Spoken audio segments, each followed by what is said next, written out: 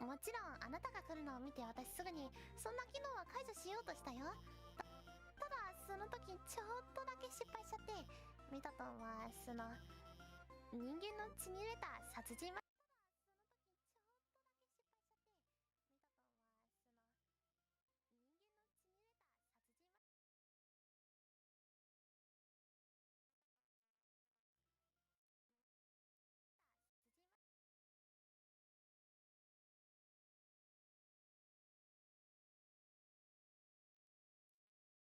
textures is that you can come back and change it later on. Like if I was to paint in the this browning, white, yellowing effect or whatever, this little speckledy view there, that is one way that you could texture a donut. You could do it that way.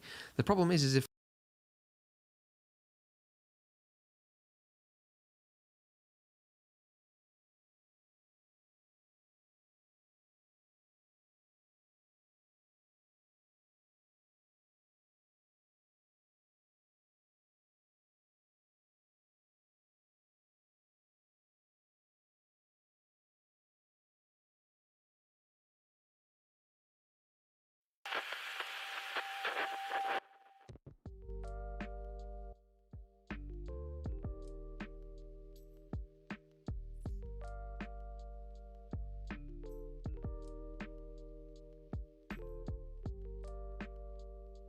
if I then later on realize like, the size of those speckledy bits, they're too big or they're too brown or something like that. If I'd painted that in, I couldn't change it easily later. Very base color. You can see that now this is reflecting. So it's lost the setting that was there before, that canary yellow. It's lost that and it's replaced it with the input of my Voronoi texture. You should see the difference between distance and color.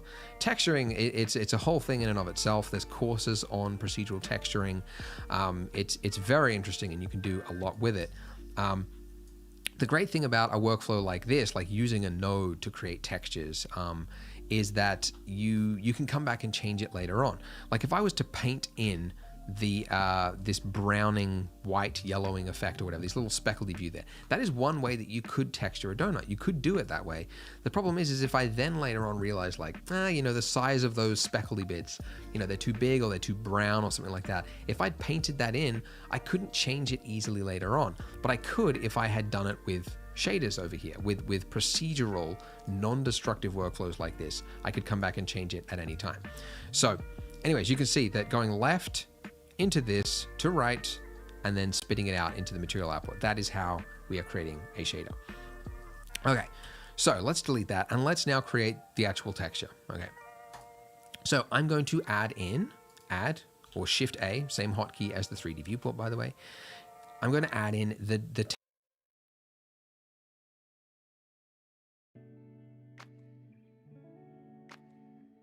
texture that you use.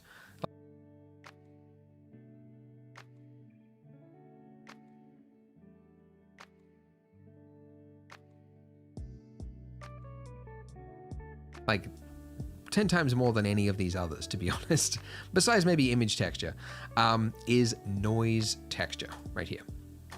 So this noise texture, you can see that you've got two outputs, you've got color and you've got factor, and they are very similar. The factor value is basically just the grayscale version of the color. So the color is giving us a sort of a rainbow splatter across everything. And if I change the scale here, I can change the size of that splattering effect. If I take the factor, put that into the base color, it's just the black and white version of that. Okay, so that's all very well and cool, but how do I create the version? You've got two outputs, you've got color and you've got factor, and they are very similar. The factor value is basically just the grayscale version of the color. So the color is giving us a sort of a rainbow splatter across everything. And if I change the scale here, I can change the size of that splattering effect. If I take the factor, put that into the base color, it's just the black and white version of that. Okay, so that's all very well and cool, but how do I create the colors of my original donut light, like the colors that I had here originally? By the way, if you want to cut a node string, which you've got there, you could just click and like remove it like that. Or if you just want to cut and slice through the middle, it's Control right mouse drag, and that'll bring out the knife, and then it will just sever any connection, basically. So if I want to change the colors of that, I could do this by adding in another node between the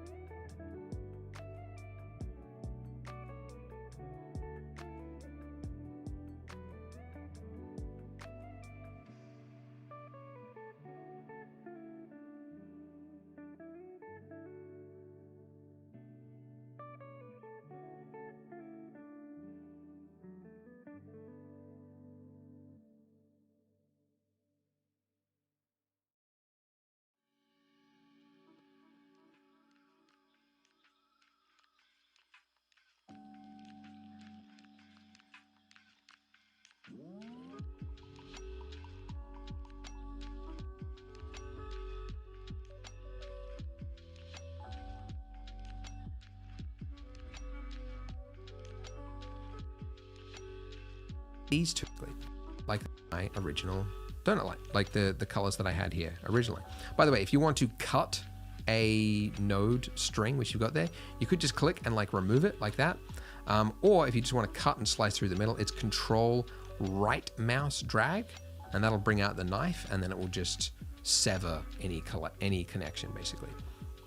So if I want to change the colors of that, I could do this by adding in another node between these two. And the node that I'm looking for is add, or Shift A, add, converter color ramp. Color ramp is a really handy node. You'll use it a lot. And if I drop that in between here, this is now taking the black and white values and is converting it into this range, essentially. And you can see that if I just change these sliders, it's basically acting like a contrast of that noise texture. But I could change the colors here to be, you know, anything I wanted. I could make a really weird, horrible looking donut very quickly.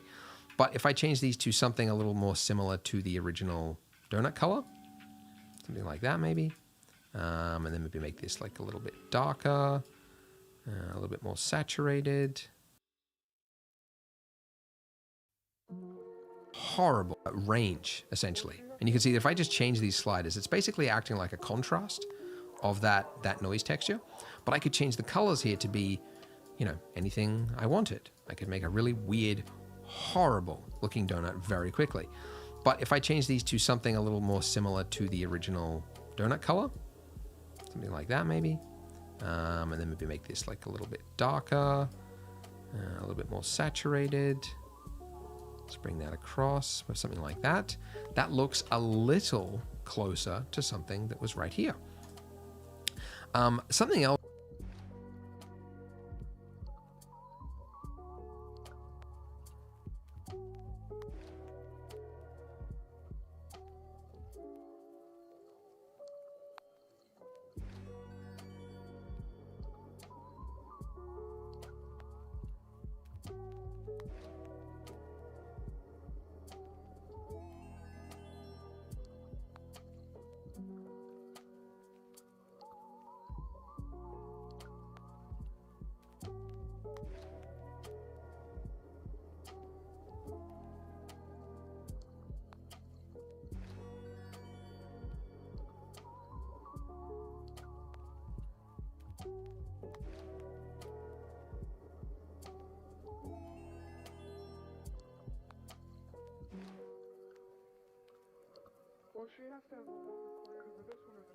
Else that'll really help you, and I want to use it straight away, is actually it's the Node Wrangler add-on.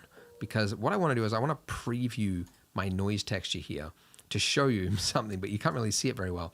And yeah, basically go to your edit preferences, and then go to add-ons, and then just type in Node, and you should see one here called Node Wrangler. So just enable that, and then this will enable you to, if you hold down Control, Shift, and left click on any node, you are then previewing just that node. So just seeing the raw output of that and bypassing all this other stuff. So just enable that, and then this will enable you to, if you hold down Control, Shift, and left click on any node, you are then previewing just that node. So just seeing the raw output of that and bypassing all this other stuff. I could also Control Shift on the color ramp, and I could see just that. And then if I want to see everything, I just Control Shift click on the final shader there. The Node Wrangler is like the one add-on that all Blender uses. And then This will enable you to, if you hold down Control, Shift, and left click on any node, you are then previewing just that node. So just seeing the raw output of that and bypassing all this other stuff. I could also Control Shift on the color ramp and I could see just that. And then if I want to see everything, I just Control Shift click on the final shader there. The Node Wrangler is like the one add-on that all Blender users use all the time because it's so handy. You can do a bunch of stuff with it, but yeah, this is one really convenient feature.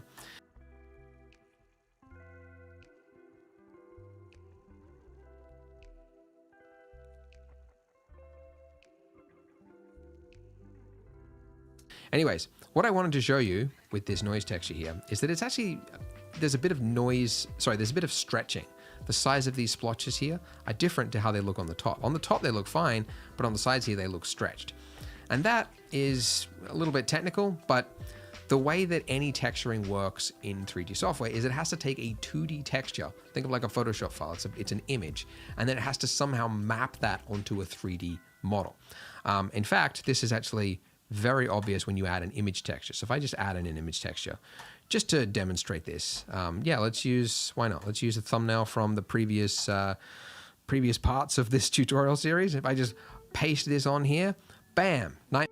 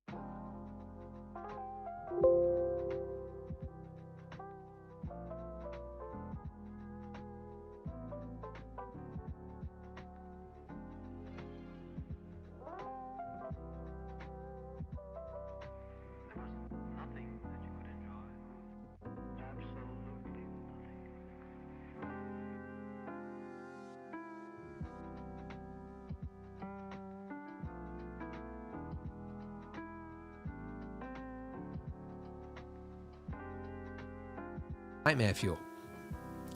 Let's turn off. Let's go for it. There you go. You can see that it's stretched around the donut. It's tried to add it.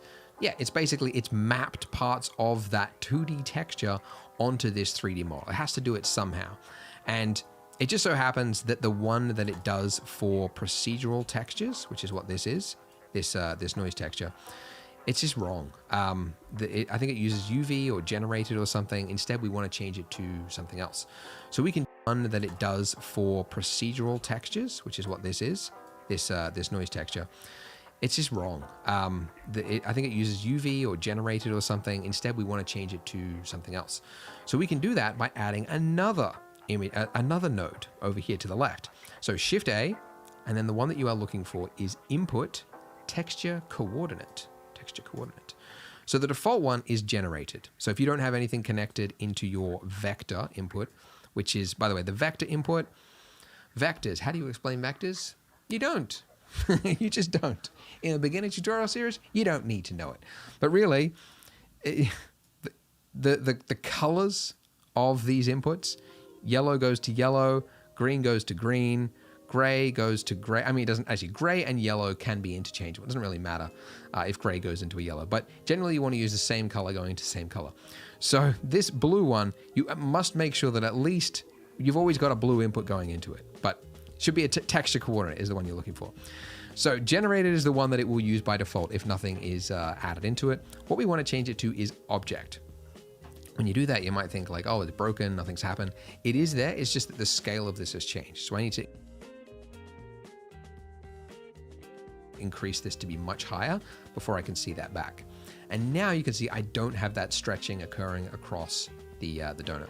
Basically, object, it will basically treat the 3D view rather, instead of like wrapping it around, it'll sort of like try to understand it like in a 3D depth, the depth of it, and like if this part of the mesh is like hitting this part of the cloud, it'll map it to there. And anyway, that's sort of the way I imagine it. It's just, yeah, it does the correct mapping essentially for our donut. So we'll change the scale of this. Okay, this is the joy of procedural workflows like this. You can change the size and shape and things of anything you want. You can also change the detail, which you can't really see much going on here, but if you go like detail 0, it's just like soft big shapes, but then you can increase it, and it's kind of like it's adding more and more smaller shape splotches in between it almost. But default is 2. Let's just leave it at that. All right. The other thing I want to do in this case is I want to create, and this is the joy of nodes, is that you can take the output of this and not just use it for the color input, which we've got here, but actually make it drive another part of the shader.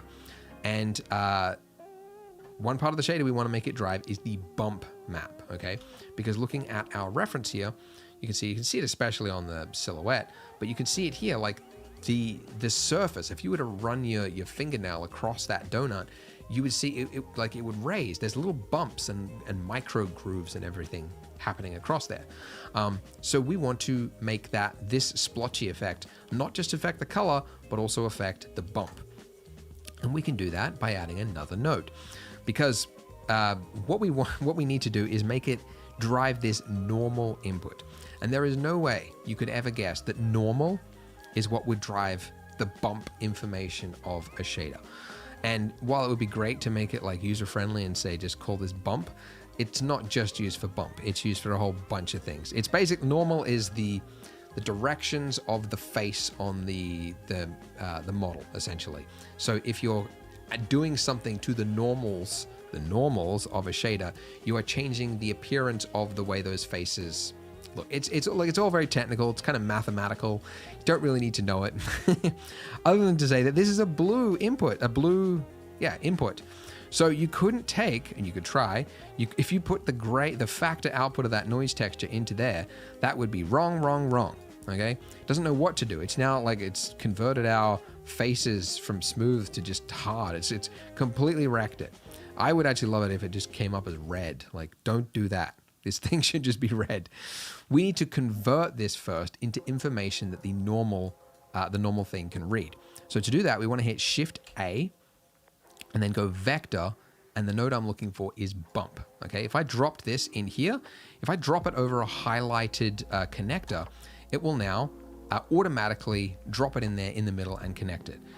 It's done it terribly though. It's tried to guess, but it's done a bad job. I don't want to drive the normal input. I want to put it into the height input. Height.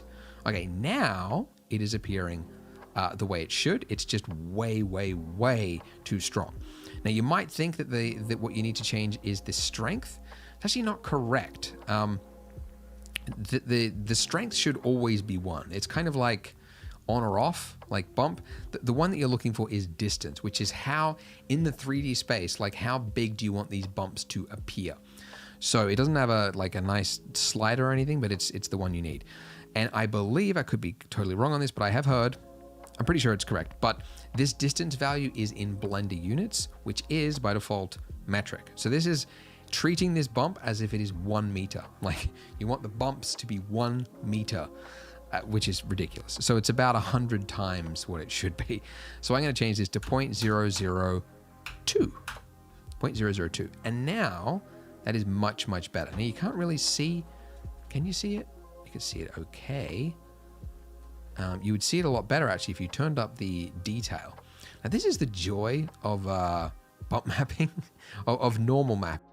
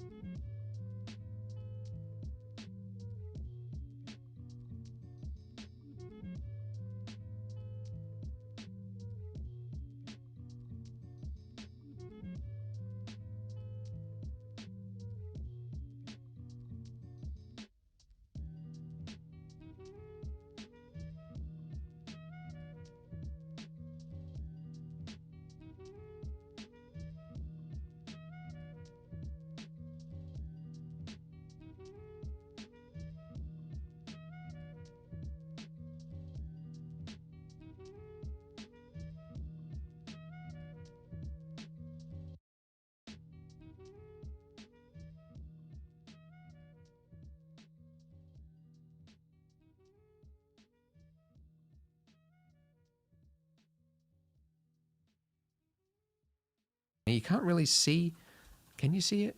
You can see it okay. You would see it a lot better actually if you turned up the detail. Now this is the joy of bump mapping, of normal mapping really, because that's what this is.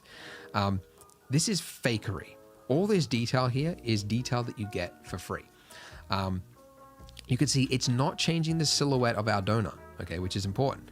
This is just, it's a fakery illusion to pretend as if this detail exists when it doesn't. So it's only appearing on the shader, so on the faces of the light and everything like that. It's not actually displacing it. If you wanted to do that, you would have to pay for it with so much higher like mesh density and everything. We did it actually for the previous tutorial. We'll not be using it for this because it was overkill. I went way too far on that. We're just going to keep it simple and make it look nicer as well. So I often joke like the person who discovered normal mapping, or this technique for bump mapping, must have fallen out of their chair like in 1990s or 80s or whatever. They must have been like, this is the key that will finally enable us to create the detail needed in film and everything without having to pay for it on our, you know, ridiculously slow computers. Because it's really insane what it's doing for free. It's all video games use normal maps because it's fake detail and you don't have to pay for it with render times. So it is phenomenal. Anyways, so I don't want to use a detail of 3 because look, this is where it comes into like how detailed, how realistic do you want your donut to look? Because if you go really detailed, you kind of have to do it for everything or else this one part will look odd.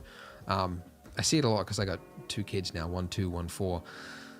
One that is 2 years old, one that is 4. That was a weird sentence. And they just watch terrible kids shows because there's just so much terrible kids content out there. It's just like all kids shows, they just don't care about like detail consistency.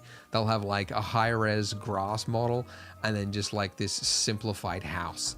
And it's like, why? Just, like, can you not tell that like super detailed mega scans grass model doesn't go with that like Duplo house? I don't know. It's just one of my pet peeves.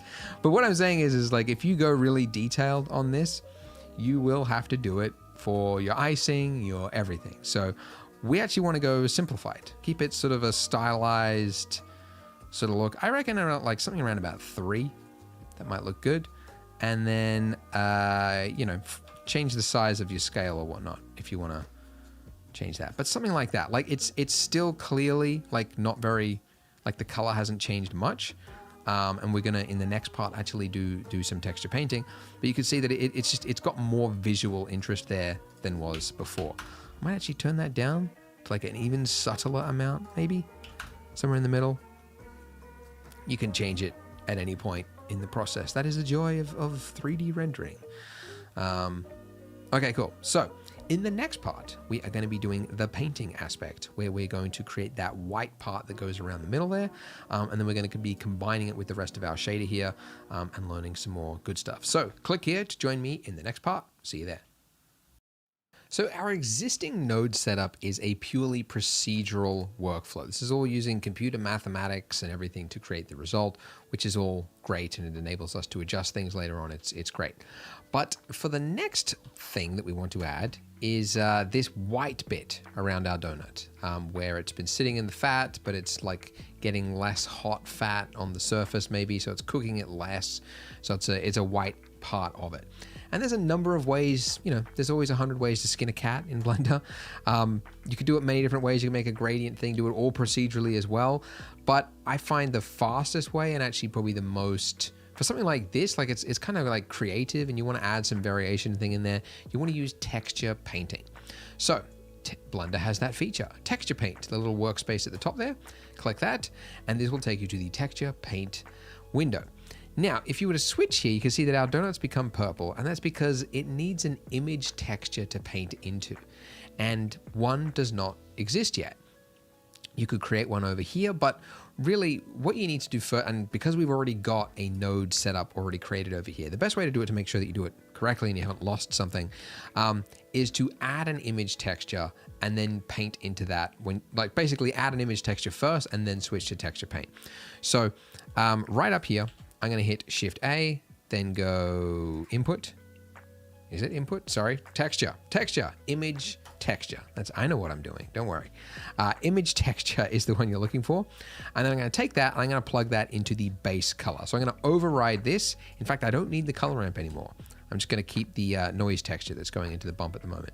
So now that I've got this image texture, there's no image texture added, and I'm actually surprised it's black now. It used to be purple. Anytime Blender can't find an image texture, it would come up as purple, but evidently it's black for some reason. Anyways, you could, if you were to hit these two buttons here, open will open a texture from your hard drive, as we demonstrated in the last part. You could do that. But if you want to paint into something or paint something from scratch, you want to hit new. And by the way, this one on the left-hand side here, this will show you any textures that's currently loaded into Blender. I could bring that up as well. So this is the previous reference photo that I loaded into Blender. So it's like temporarily storing it in the background so that I could recall it later on if I wanted. What I want to click on is new because I want to create a new image texture. So I'm going to hit new. And then when you hit new, you get this like temporary little window pop-up thing. This is where we can change some values of things. The most important thing is the height and width. So this is the resolution of the image texture we're going to paint into. So obviously the higher res you go, then the more detail you could paint in, right? So this is, I mean, you really shouldn't care about this as you're a beginner because you won't know, like, depending on what model you're making, like how high res you need to go. But generally, like, you need to think like, how close is the camera going to be to my object, and how, like, am I rendering in 4K? Is the camera going really close? Yes, you're going to need to maybe render in like 2 or 4K or something as a texture to paint into, right? But if it's something like this, like, honestly, you don't even need this big of an image. That's over. And the reason you don't want to go too big of an image is that the higher you go, the longer your render is going to take, because Blender will have to load that texture in into the like the memory basically to render with it. It's also going to be slower to work with whilst you're creating shaders and everything else. So you want to try to keep things light. And for something like this, we really don't need much at all. We don't even need the default, which is usually pretty low. I'm going to halve this. So, which, by the way, I'm just clicking and dragging down so that I can change both of the values at the same time. And I want to halve it. And the easiest way to halve it is to do the math in the field, which is a cool thing that Blender lets you do. So if I add in /, that's divide by, and then number 2, and then I hit enter, it's now halved it, basically. So it's now 512. And by the way, why don't you just like type in like 500? Like, why 512? 512 seems like an odd number. It's one of those, like, you know, computer technical things. It's like keeping it to the power of 2, I believe. It just makes it easier for it to process and store the information, or like render it in the correct space. I don't know. Honestly, I haven't looked into it too much. I've been using Blender for 15 years, but it's best to try to keep it with it. You know, it's like the memory of the computer. It's like 128, 256, 512, 124, etc. You kind of go in that. I don't know, maybe the nerds just insult you. The mathematical or the computer people, maybe you can reply in the comments what it actually is for. But anyways, just divide it by 2. I'm gonna go 512. Now the base color, you could change it later on when we actually start painting, but just to make it easier, I'll just do it now. I'll set a sort of a base color of a donut. So something around about a value of a 0.8, saturation of around about a 0.6, something like that. I'll go with that. And then the name, which I could also change later, but I'll name it now. Donut base. I don't need alpha, and then I'm going to hit OK. Haha. So if this is, that color is the same as this color, then it would just be doing, like, nothing would have changed right now, because this is a solid image texture, which we can't see, right? But which we can't, like, I can't show you the image like on this view. But if we click on texture paint mode, you should see that it's shown up right here. When you click to texture paint mode, it should show you by default. This is the properties here, but if you click on active tool there, active tool, which it's always just visible, I believe, and it's always the active tool. And because we are in texture paint mode on our object, it's now showing us the texture paint. So it's saying where are you painting into, and it's painting into our donut base texture. And over here on the left-hand side, you should see the solid color, which is the new image which we've created. If you can't see it, just select it over here and it should show up. Okay, now if I was to change this color to be something and just paint, you can see I'm painting onto my model. And you should also see it showing up on your image texture over there. Okay, now where is it, like, because the other thing you can do is you can change the, I mean, it's normally automatically set to this, but in my case it's not. I want to change to paint mode, and then I could actually paint directly over here as well. So this is again sort of talking about the image coordinates. To take a texture and a 2D flat texture and map it onto a 3D model, it has to wrap it in some way according to texture coordinates. So this coordinates that we're using right now is the UV map. So if I was to actually go into edit mode, let's go to edit mode right here. You can see these are my image, whatever, my mesh, right? And it's created this grid here. So each of these single grids, in fact, if I was to switch, don't do this, I'm just doing it so I can show you, and then go to sync mode, right? If I was to select different parts of this mesh, you can see which parts it actually correlates with on the image texture. There's actually a great image on Twitter. I'll paste it up here so you can see it, but it's yeah, it was like the best way to explain UV coordinates to like a toddler even is like a Christmas ornament, like a chocolate of a Christmas like little Santa thing. It's the exact same thing. It's taking a 2D thing and then it is wrapping it around the model. So that is what it is, what it's doing. So we're painting onto a 2D texture, which is then being mapped onto it. So you could paint over here, or you could paint onto your model. It's generally much easier to paint onto the model, and that's what we're going to do. So I will.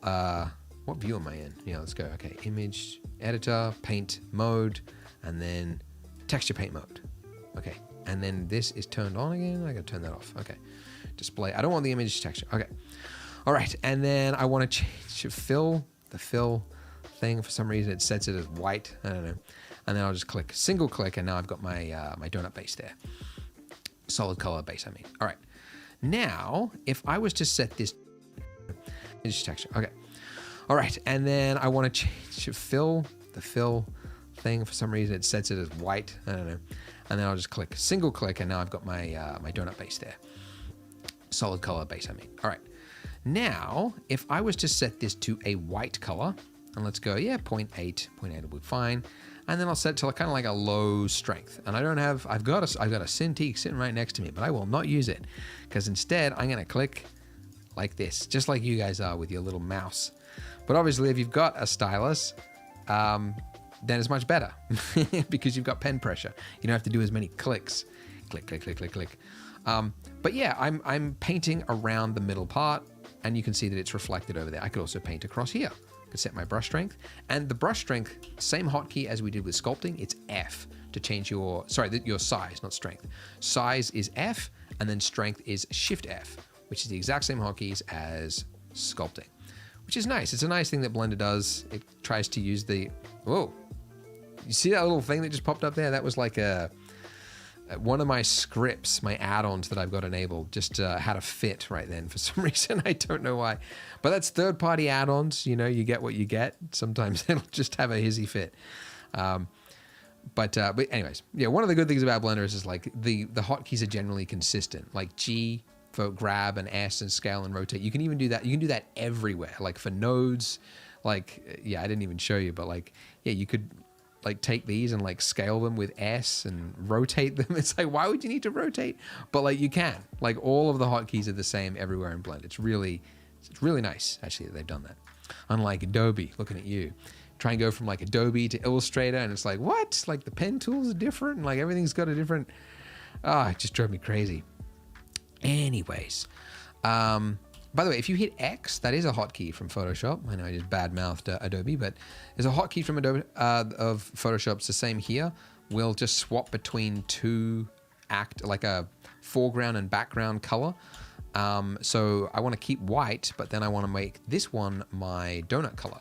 So I'm going to click this, click the eyedropper, click that, and now I could like quickly swap. Like if this part looks too white to me, I can do some brownish painting, and then if this part I want to make it white, I can just hit X and do that.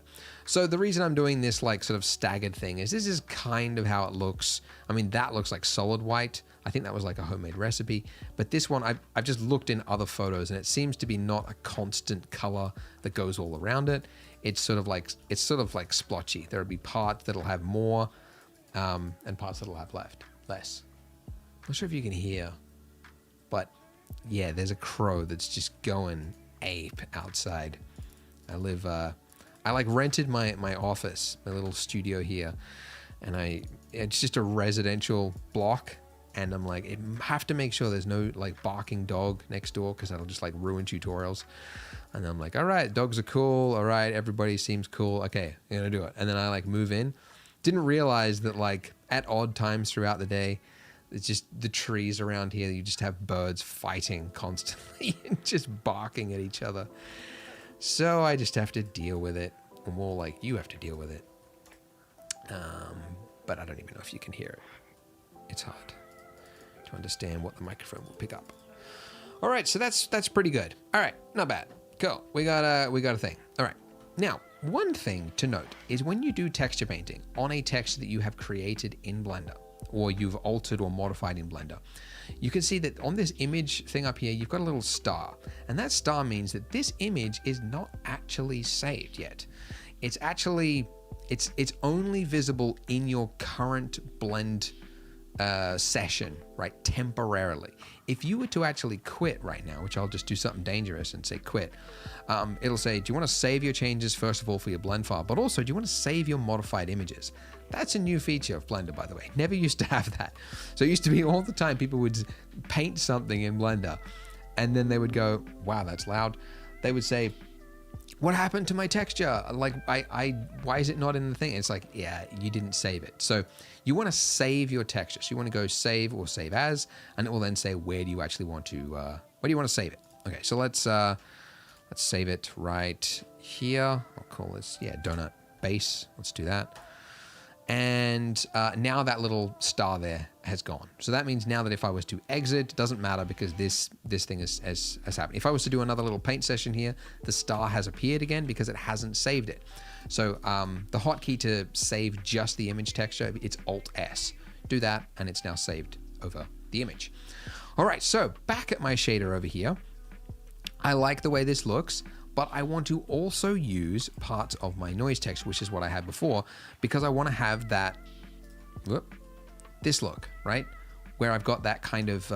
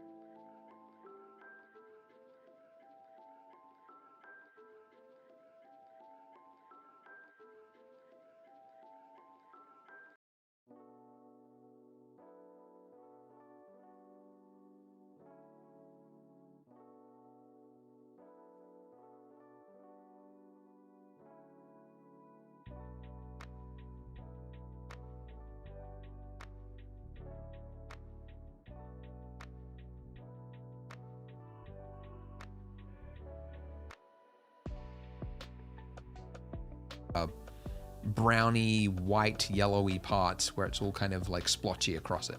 Like it's been sitting in a fryer, kind of uneven.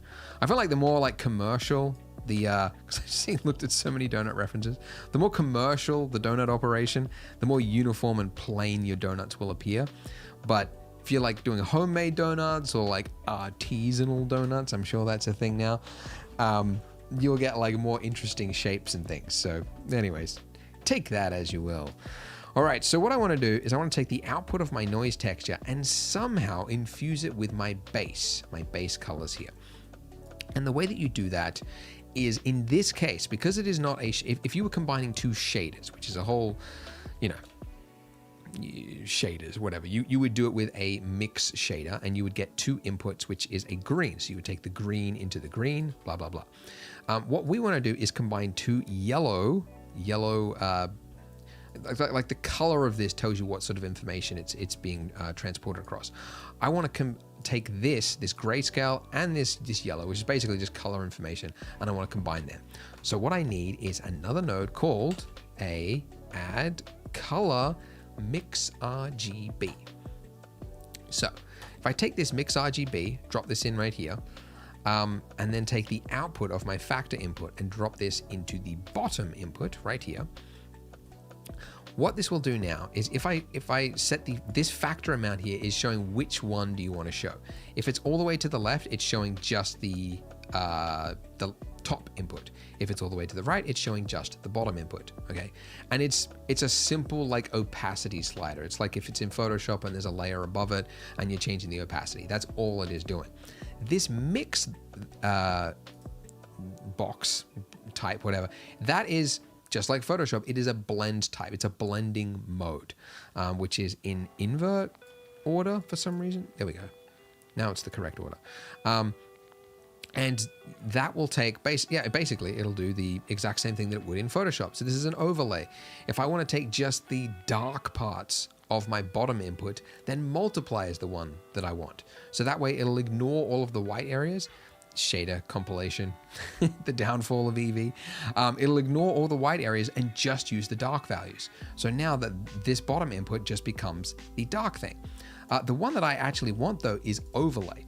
Overlay, similar to multiply, but it will also, as well as darkening areas, it will also add it. So if you look at just the add one, then it will do the opposite of the multiply. It will not darken, but it'll ignore the dark areas and only use the white areas. So overlay does both, kind of. It'll brighten it if it appears brighter than the texture underneath it, and it will darken it if it is darker than the texture underneath it. So the factor input there is like the strength of it, really. The strength of how much of this bottom input do you want to add as an overlay thing on top, basically. So all the way to 1 is way too high. I don't want to go that far, but I want to add some input to it. And in fact, I might change my scale of this to be a little bigger. That looks pretty nice, actually. And my recording just crashed because I ran out of disk space. I should have listened to that notification that popped up. But anyways, it's a matter of just tinkering until you're happy with the result. It's the joy of 3D. You can just pull up your reference and, side by side and go, do I want something like that? Or do I want something like this? And what can I do to try to improve it? But this is a, pretty basic setup, but you can sort of get a feel now for how nodes work, right? We've got an image texture that's being added with a procedural one combined into a base color, and then that same procedural one is also driving bump, and reading left to right. We can see how our shader is made up of. All these values that don't have anything plugged into them are obviously just values. If I wanted to, I could also make like this roughness. I could take the output of my noise texture and make it apply to my roughness as well. So I would have what looks like, well, we'll see once the shaders compilation finishes. Not much, actually, but there should be some parts that look kind of like smudges. That's kind of a way to make a smudge map, basically. You'll have parts that will look more diffuse, like more matte, and then other parts that'll look glossy, and you could like exaggerate it with a color ramp. I'm sort of getting ahead of myself here and just mucking around.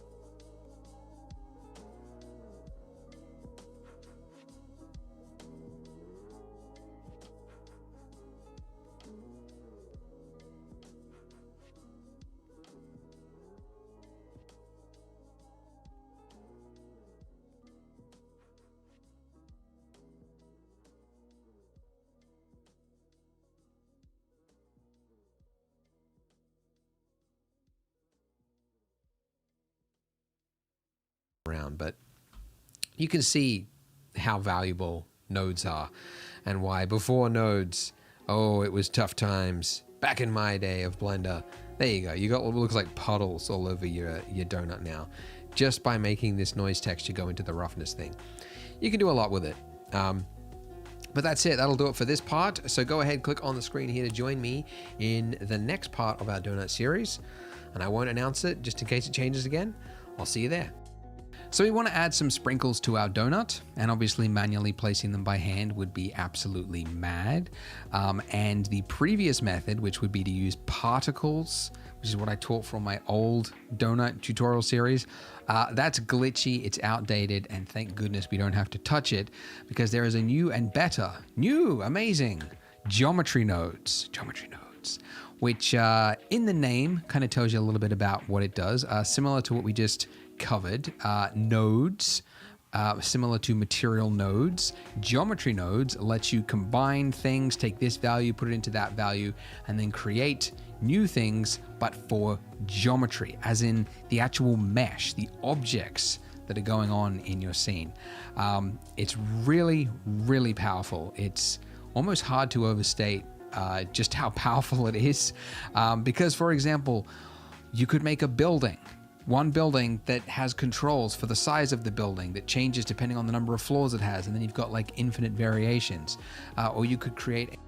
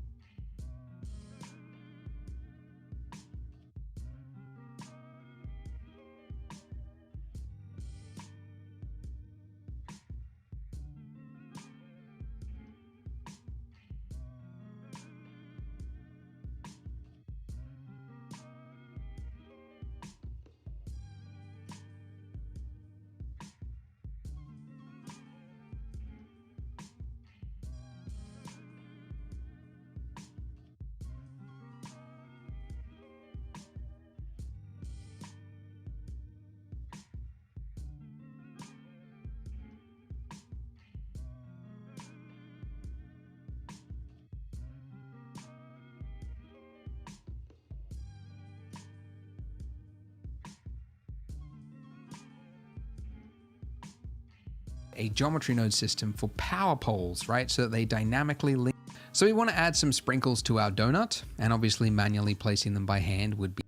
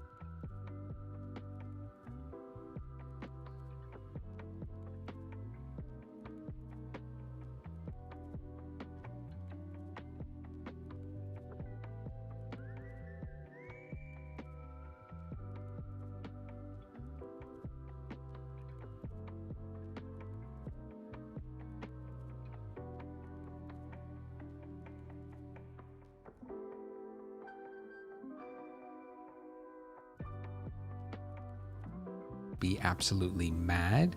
And the previous method, which would be to use particles, which is what I taught from my old donut tutorial series, that's glitchy, it's outdated, and thank goodness we don't have to touch it, because there is a new and better, amazing geometry nodes, which in the name kind of tells you a little bit about what it does. Similar to what we just covered, nodes, similar to material nodes, geometry nodes lets you combine things, take this value, put it into that value, and then create new things, but for geometry, as in the actual mesh, the objects that are going on in your scene.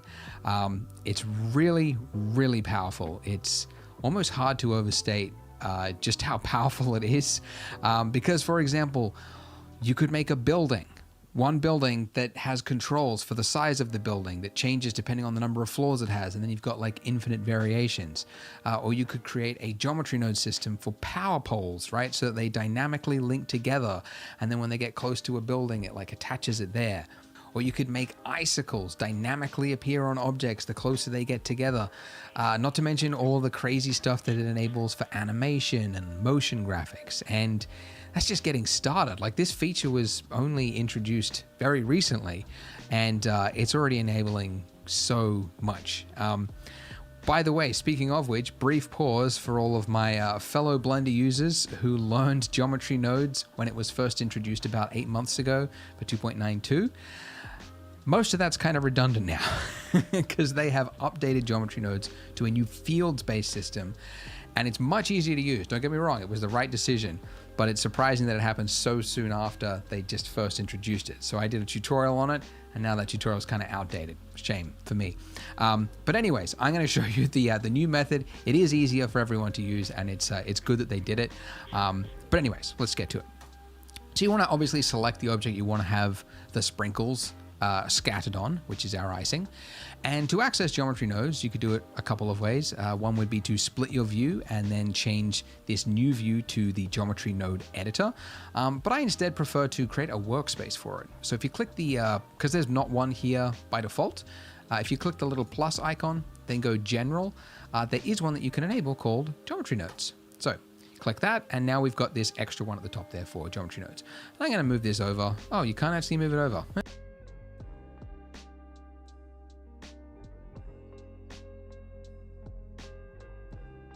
How about that? I just assumed that you could. I don't think I've ever tried to do that in Blender. All right, well, it's over on the right-hand side. I know where it is. And you can see it's split and arranged our windows. I don't want this one at the top here. This is like a spreadsheet for your vertices and stuff going on in the scene. A bit too advanced, more advanced than what we need it for. So I'm just going to merge it across, which, again, you do by going to the top left-hand corner, click and drag across until it merges. Okay, so there's this big part at the bottom here. This is our geometry nodes editor. You want to click on new. Aha. So when you do this, you will notice that yes, we've now got a node editor here to play with. But also in the right-hand side on the modifier stack, you can see that we've got this new modifier here for geometry nodes. So in order to use geometry nodes, it has to be a modifier. And you will only see what is displayed here in your geometry nodes on the selected modifier. So you can see there's a faint outline around this modifier. If I was to click off this and click on the subdivision right there, this has disappeared. Okay, so that's, if you've ever lost the geometry nodes, you're like, what happened? It used to be, just click the modifier. If you click the little pin button, that will ensure that it will always be there. So if you click off it, it doesn't matter. So if you've only got one system, I usually just click the little pin icon and it just makes it easier. Anyways, so similar to our shader, right? It works left to right. But what is interesting in this case is that we've got an input. Okay, we've got the geometry, and then that is being fed over to the right-hand side to the geometry output. Okay. The reason for that is that we've got mesh to start with. We've got all of this mesh info. So it's saying take this geometry data and then put that out over here, and then that is going to be the resulting mesh. So whatever we put in this middle section here is going to result in the output mesh. As a very, very basic example, I'm just going to type in, I can't actually remember. There's so many nodes, it's hard to remember where they are, but I'll just say set position. So I'll put this in here, and then let's offset this by 5 centimeters. Okay, so I have taken my icing, which is still there. The mesh, the original mesh data is what it started with. And then it changed its position, moved it up 5 centimeters, and now it's outputted there. Okay, so I mean, I could animate this value. I could make this value be driven by something else. You can see how the possibilities. Maybe it's pretty cool. Right. So that's the example. So we want to scatter something over our mesh, and if you hit Shift A or just go to Add, you'll see a whole string of different things here. And look, learning them one by one, I think that's the wrong way to learn things, in my opinion. I think it's best to follow tutorials, see what it is you're trying to do, and then just pick up the nodes as you go, and you'll eventually have learned so much that it's like you've learned them one by one, but you'll have actually got some context for where it's actually used. So the one that you're looking for in this case is underneath point, distribute points on faces. Okay, so if I select that and I drop this in right here, depending on what you've got, because you might actually see like a big point, a big dot appearing. But if you don't, in this case, we've got 0. It is actually creating points on our icing, but the density is so low for the scale of our donut that we're not seeing it. If I increased my density, I would see we've got points. Now, the reason these points are so ginormous is that we're working on a 10 centimeter scale for our donut, and so it's created really, really large points. I would hope at some point in the future, Blender has a display option for how big those points are, but for now it does not. You could change it with an extra node, but look, we don't need to because we're gonna add an object later on. But all this is to say is that it is actually there. Now, one thing you will notice is that our icing has actually disappeared. Okay, if you go into edit mode, it's still there, but in object mode, it is not. And that's because we said geometry input, convert it into points, and then that is going to be the geometry. We don't want that. We want our points and our geometry. So what you need to do is add in a geometry, join geometry node. And you'll use that one all the time. We're going to take that, put that in there, and then take our output from our original mesh and then put that in there. So now we've got points as well as our original icing underneath it. Okay, so these points, as you can see, they're just blobs, and this is just a viewport representation of what it is. It's just like it's data that Blender is seeing. It's little tiny things that do not exist. If you were to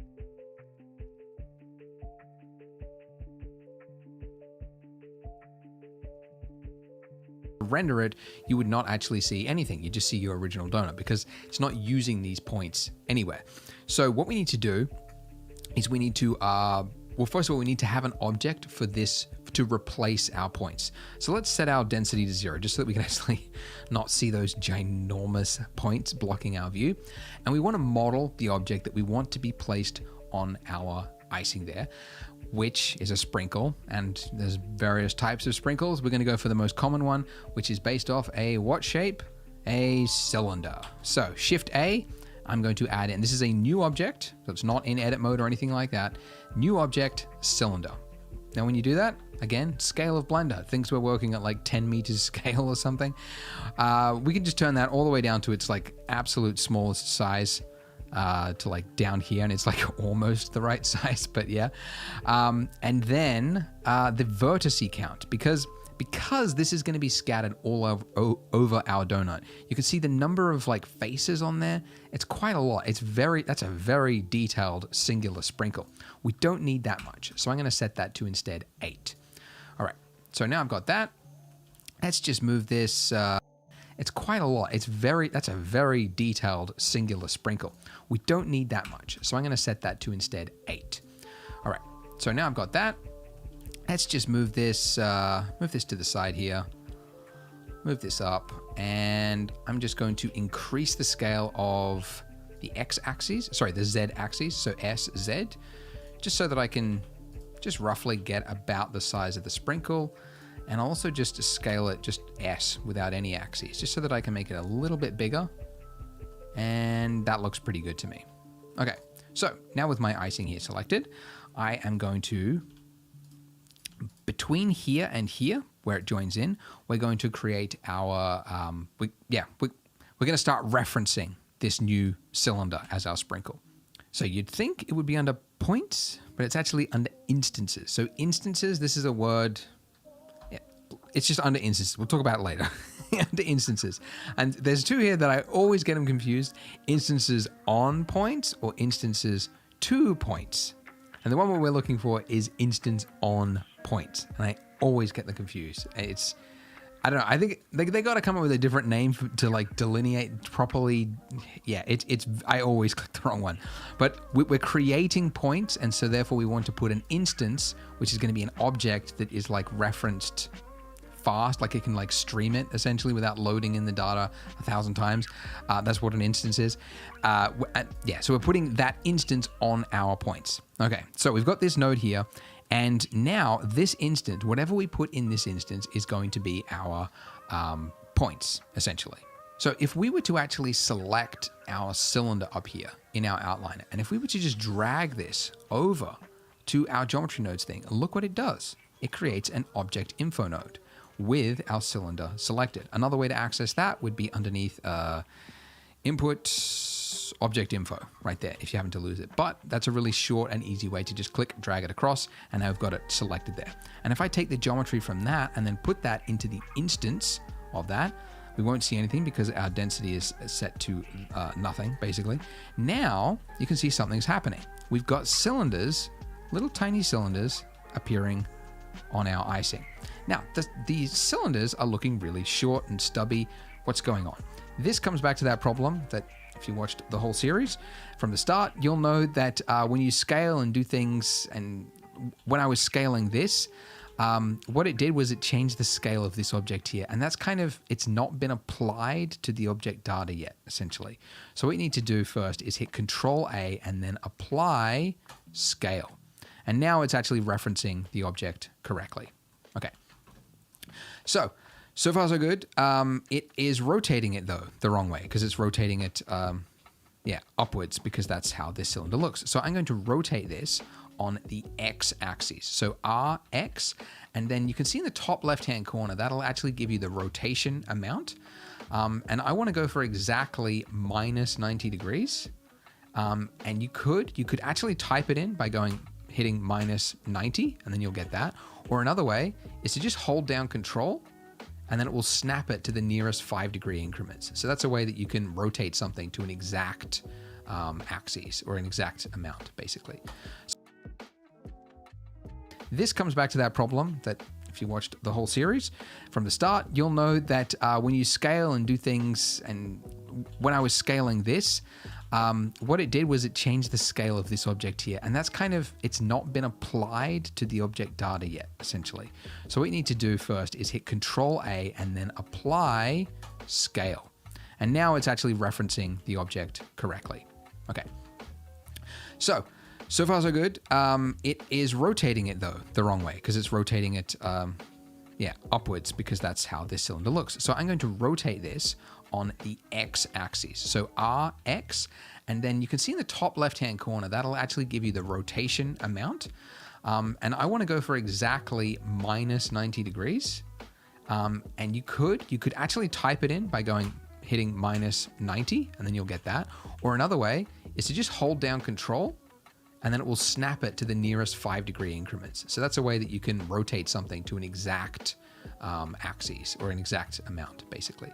So now I've done that, nothing has changed because again, we've now changed the rotation here, but it hasn't really applied to the object. So I need to apply it, Control 90 degrees. And you could actually type it in by hitting minus 90, and then you'll get that.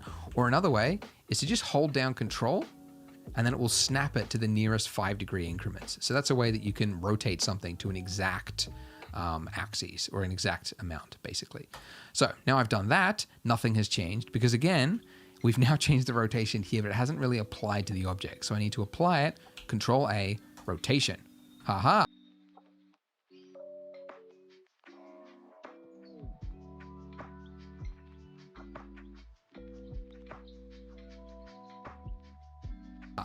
Okay, so now something's happening.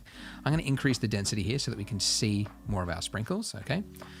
Things are getting better, but you can see now we've got another problem where it's like it looks okay at the top, but down here it's now jutting into it like that. So that's because what we needed to do is to follow the rotation of these faces down here, not use this blanket value across the whole thing, but follow the rotation of the faces.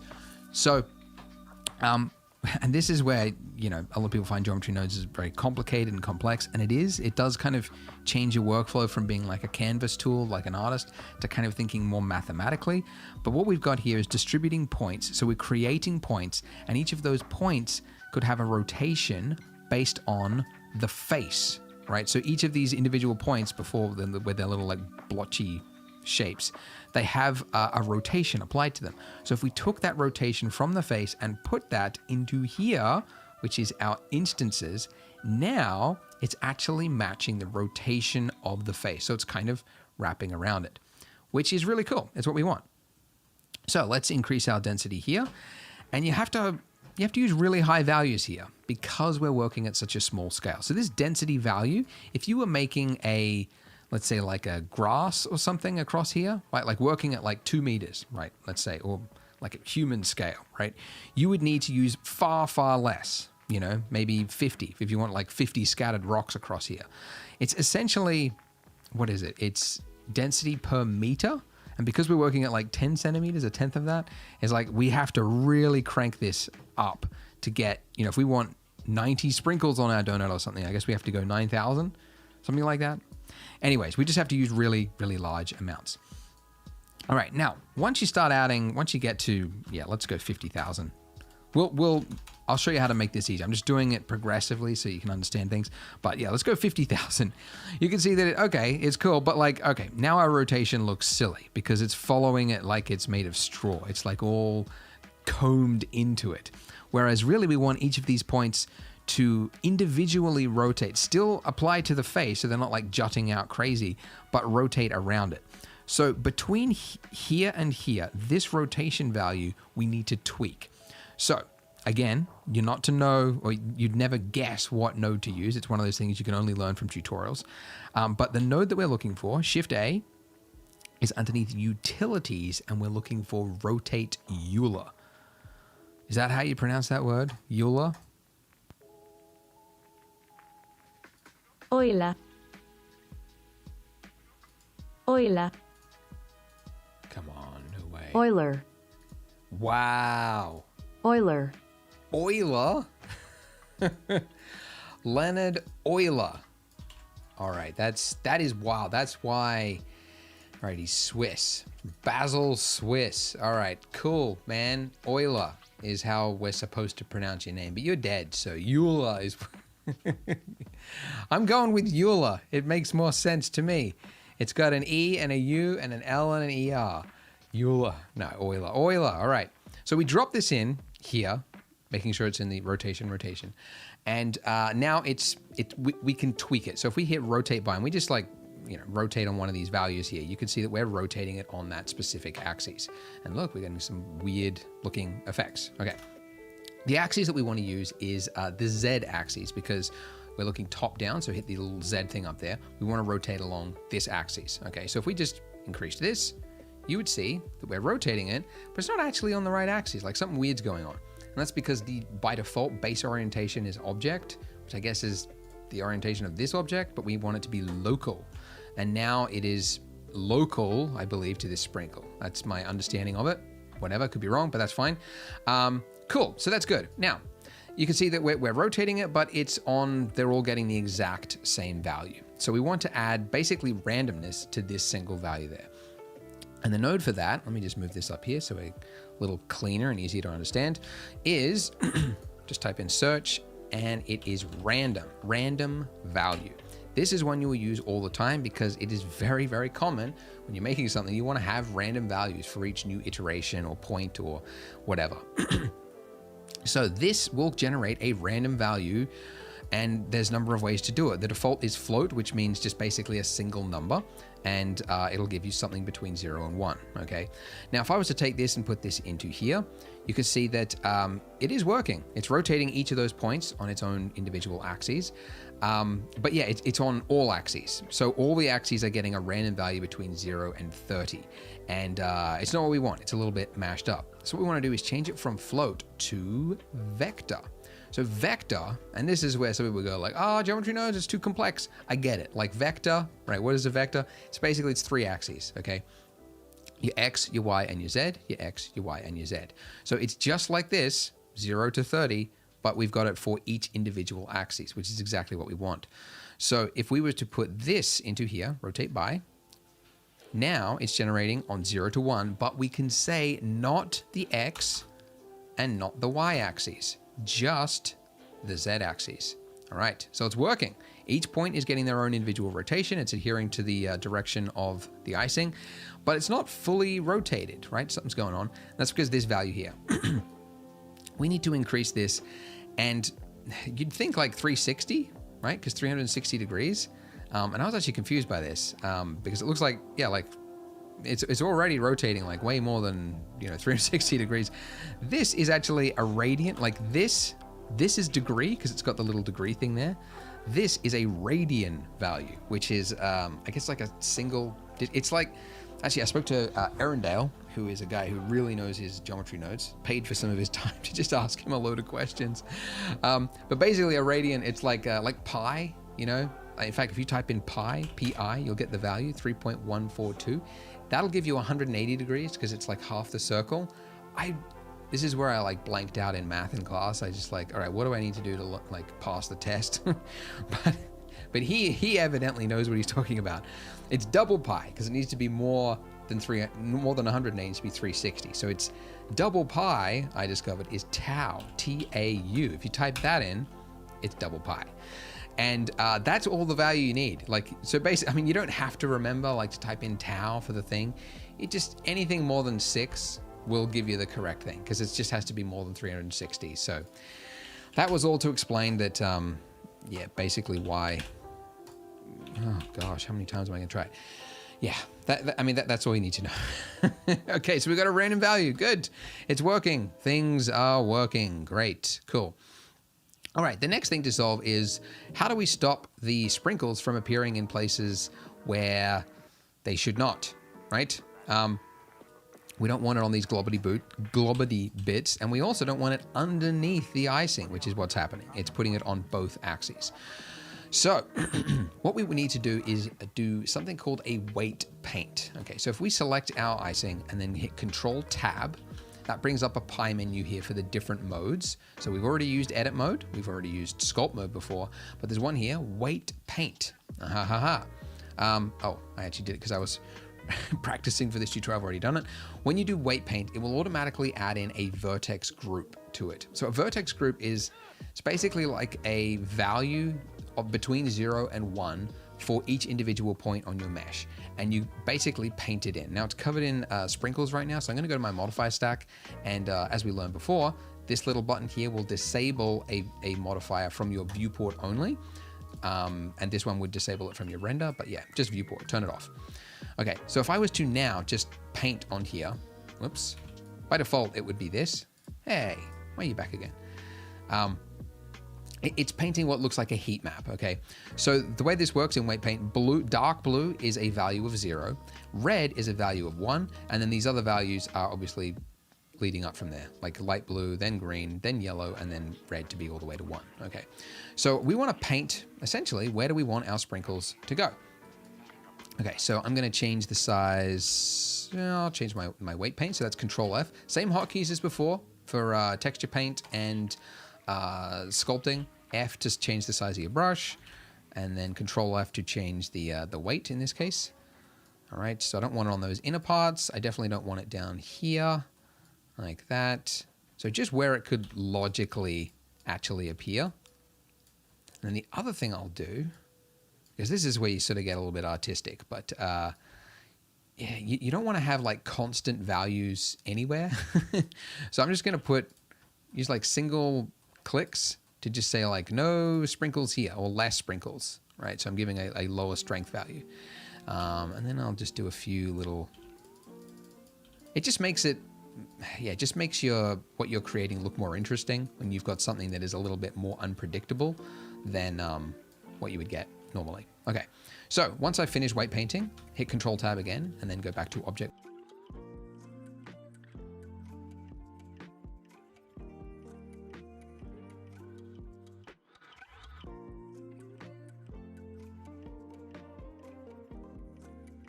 Mode. You could also sculpting, F to change the size of your brush, and then Control F to change the weight in this case.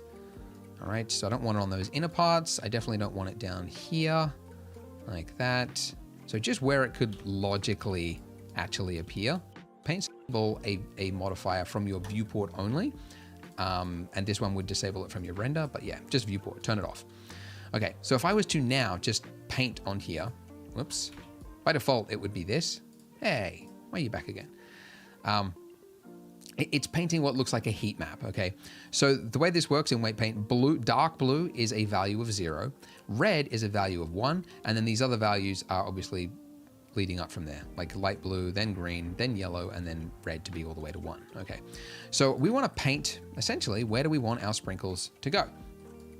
Okay, so I'm going to change the size, I'll change my weight paint, so that's Control F. Same hotkeys as before for texture paint and sculpting, F to change the size of your brush, and then Control F to change the weight in this case. All right, so I don't want it on those inner parts. I definitely don't want it down here like that. So just where it could logically actually appear. And then the other thing I'll do, because this is where you sort of get a little bit artistic, but yeah, you don't want to have like constant values anywhere. So I'm just going to use like single clicks to just say like no sprinkles here or less sprinkles, right? So I'm giving a lower strength value. And then I'll just do a few little, it just makes it, yeah, it just makes what you're creating look more interesting when you've got something that is a little bit more unpredictable than what you would get normally. Okay, so once I finish weight painting, hit Control Tab again, and then go back to object mode. You could also just do it up here, by the way. Okay, let's turn on our geometry nodes. So how do I get that reflected on my mesh? How do I use that vertex group, which by the way, we might as well rename it, sprinkles density. How do I use that in my density right here? Now, I was asking Arundel about this. I imagine at some point there would be a node that you could reference the weight paint group. At the moment, this is the only way to do it. We drag this value into this blank, turn on our geometry nodes. And the other thing I'll do, because this is where you sort of get a little bit artistic, but yeah, you don't want to have like constant values anywhere. So I'm just going to use like single clicks to just say like no sprinkles here or less sprinkles, right? So I'm giving a lower strength value. And then I'll just do a few little, it just makes it, yeah, it just makes what you're creating look more interesting when you've got something that is a little bit more unpredictable than what you would get normally. Okay, so once I finish weight painting, hit Control Tab again, and then go back to object mode. You could also just do it up here, by the way. Okay, let's turn on our geometry nodes. So how do I get that reflected on my mesh? How do I use that vertex group, which by the way, we might as well rename it, sprinkles density. How do I use that in my density right here? Now, I was asking Arundel about this. I imagine at some point there would be a node that you could reference the weight paint group. At the moment, this is the only way to do it. We drag this value into this blank input down here of our group input, okay? Now what this does, this is actually a really handy thing, not just for this, but for anything.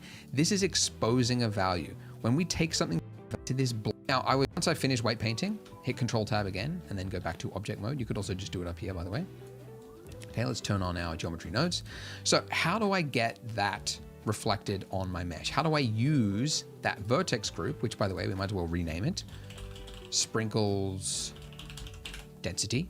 How do I use that in my density right here? Now, I was asking Arundel about this. I imagine at some point there would be a node that you could reference the weight paint group. At the moment, this is the only way to do it. We drag this value into this blank input down here of our group input. Okay. Now what this does, this is actually a really handy thing, not just for this, but for anything.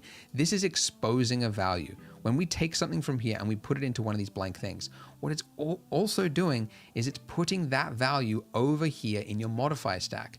So now I've got access to that density value over here so that I don't have to jump to my geometry nodes. If I want to change the density of my sprinkles later on, I can just play with it right here without having to open up the full thing, right? Really handy. Next to it is a box, and this is the box that is important.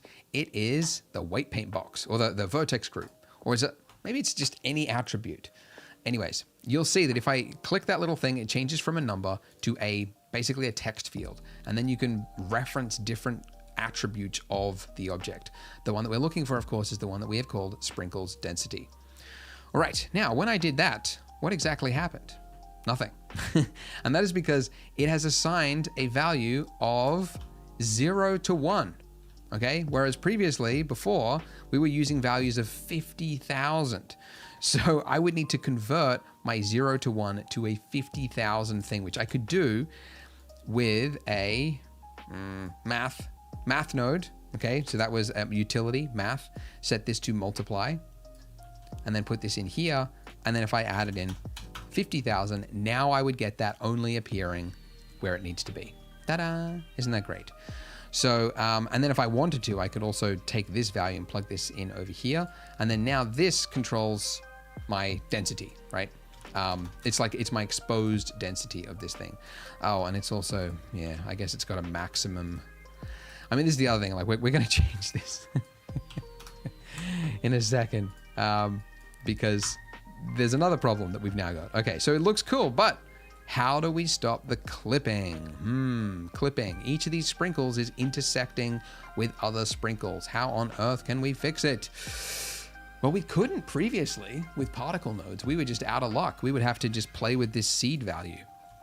The seed value, by the way, if you're not aware, it's just a single value that it's infinite variations. So if you don't like the orientation, the distribution, you could just hit this until you find something that you like. And that was my advice for the previous particle nodes. And it will still be my advice, but there is something that will help us right here. This is the first instance where we've got a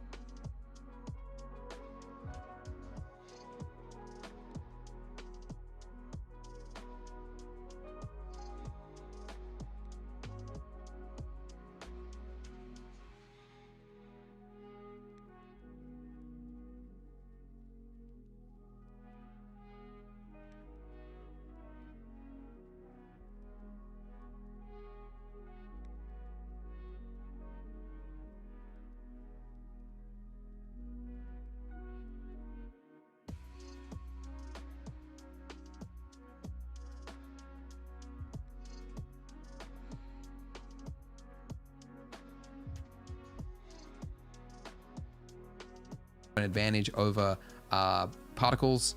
It's not just random distribution, but something called Poisson disk distribution. Poisson? There's no W in it, but I was told that that's how you say it. I guess it's French.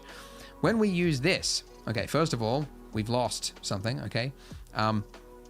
We've got some. Now this controls my density, right? It's my exposed density of this thing. Oh, and it's also, yeah, I guess it's got a maximum.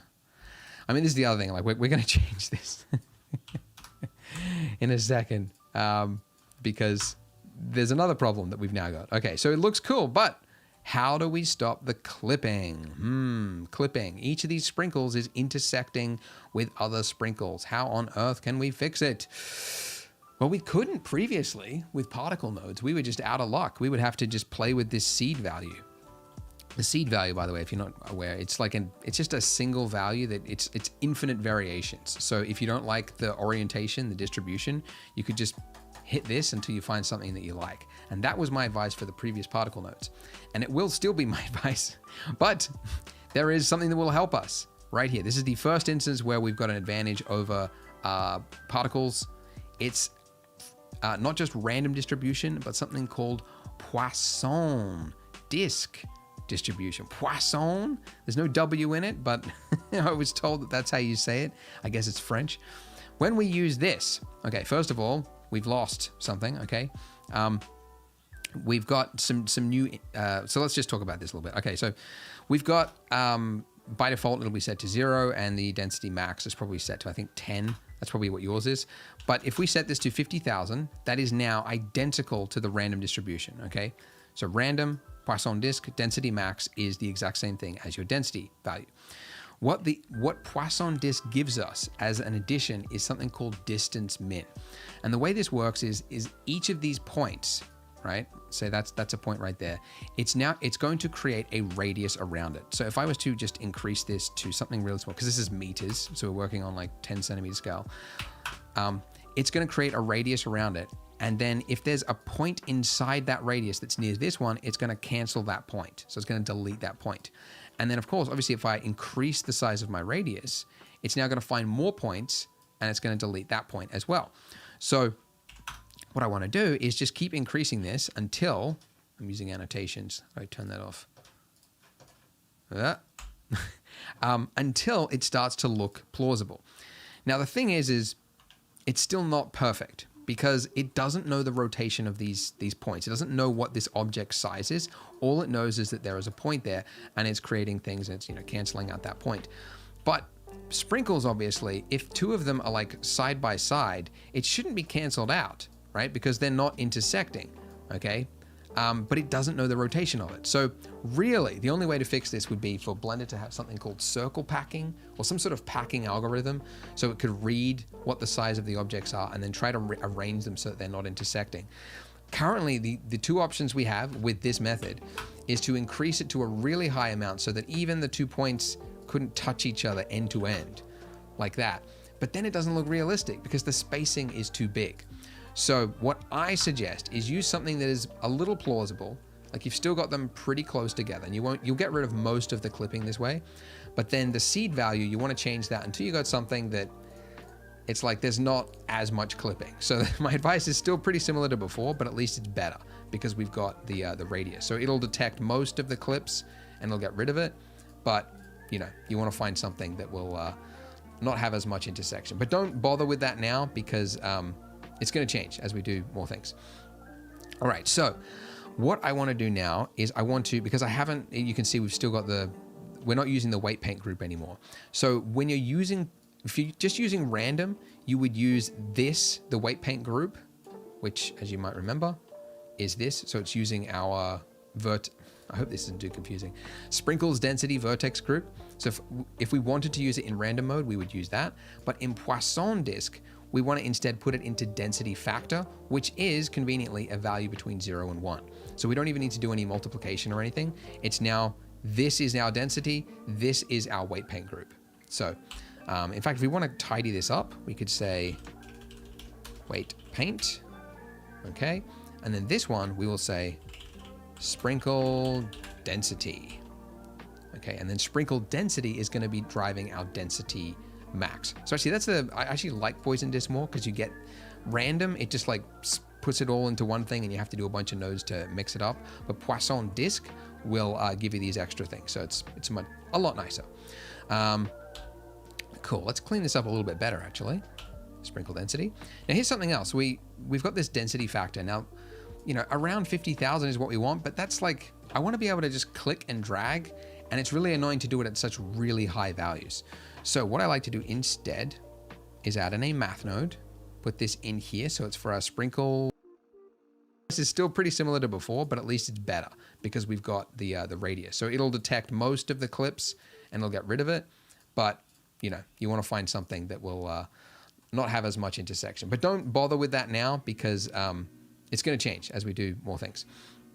All right, so what I want to do now is I want to, because I haven't, you can see we've still got we're not using the weight paint group anymore. So when you're using, if you're just using random, you would use this, the weight paint group, which as you might remember is this. So it's using our I hope this isn't too confusing, sprinkles density vertex group. So if we wanted to use it in random mode, we would use that. But in poisson disc, we want to instead put it into density factor, which is conveniently a value between 0 and 1.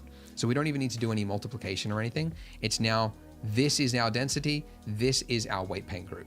So in fact, if we want to tidy this up, we could say weight paint, okay? So if we wanted to use it in random mode, we would use that. But in poisson disc, we want to instead put it into density factor, which is conveniently a value between 0 and 1.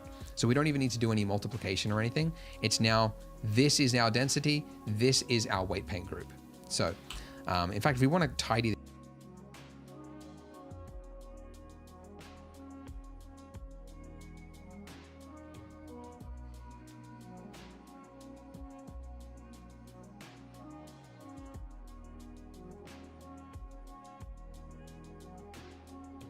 this up, we could say weight paint, okay? And then this one, we will say sprinkle density, okay? And then sprinkle density is going to be driving our density max. So actually I actually like poison disc more because you get random, it just like puts it all into one thing and you have to do a bunch of nodes to mix it up. But poisson disc will give you these extra things. So it's a lot nicer. Cool, let's clean this up a little bit better actually. Sprinkle density. Now here's something else. We've got this density factor. Now, you know, around 50,000 is what we want, but that's like, I want to be able to just click and drag, and it's really annoying to do it at such really high values. So what I like to do instead is add in a math node, put this in here. So it's for our sprinkle density. And I'm going to hit a multiply, just like we did before, but for 10,000. Oh no. I was supposed to, oh, okay, it didn't crash it. All right. But it multiplied this value, which is 50,000 roughly, by another 10,000, which is not good. I was supposed to first set this to 50 so that it wouldn't do an insanely high calculation. The reason it wasn't bananas over here was that density min was deleting most of them. So by the way, it doesn't actually delete it, it just hides it. So you don't want to use, basically you want to set this to 0, get your density max amount, like here. You want to get this to something that is like reasonable, and then you use your distance min thing to get rid of the rest. So don't go like a crazy high amount because it'll just slow down Blender. All right, so we are at around 30 minutes. In the next part, we're going to improve this even more by creating random variations to our cylinders, making them look more realistic, and then assigning random colors to each of our individual sprinkles as well. So that'll be kind of like a part 2 of this sprinkles bit. So go ahead, click the video on the middle of your screen right now, and I'll see you in the next part. So our donut